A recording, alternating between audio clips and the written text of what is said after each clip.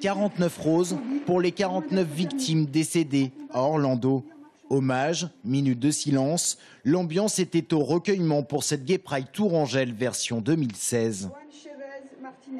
25 ans. Gilberto Ramon Silva Menendez, 25 ans. J'étais engagée depuis une année au centre LGBT, du coup pour moi c'était encore plus important aujourd'hui avec ce qui s'est passé à Orlando d'être présente aujourd'hui. Ouais. Une atteinte à notre personnalité parce qu'on est né comme ça et c'est pas nous qui choisissons. Je ne me sens pas à l'aise avec mon homosexualité à 28 ans. Tout simplement, parce que j'ai peur de la haine. Ça nous rappelle aussi que c'est un combat pour l'acceptation de soi et l'acceptation des autres aussi dans toute la société, quoi. Les logiques de repli sur soi, de rejet de l'autre produisent des violences. Une population très touchée et une classe politique mobilisée de la gauche à la droite modérée, sans oublier les syndicats. Tous voulaient apporter leur soutien à une communauté endeuillée.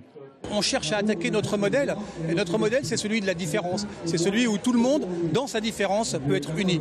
Et nous, élus, il faut qu'on soit garant de ces différences. Il faut qu'on soit garant que tout le monde soit respecté dans sa vie, dans son intimité. De cette Gay Pride 2016, on retiendra également cette image, celle de deux élus hétéros s'embrassant sur la bouche, le socialiste Jean-Patrick Gille et le centriste Christophe Boucher. En 2016, le combat continue pour la communauté LGBT. Au cœur des revendications, les personnes transgenres et intersexes. Les lois ne sont pas encore à la hauteur de leur demande. Donc nous allons continuer notre combat. C'est pas des personnes malades.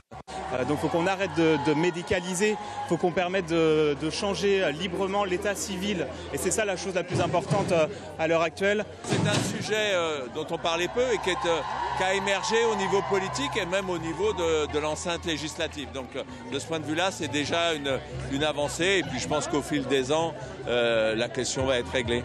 Un amendement voté en mai met fin à la nécessité d'apporter la preuve médicale d'une opération pour changer d'état civil. Mais les transgenres doivent désormais prouver devant le juge leur appartenance sincère au sexe opposé.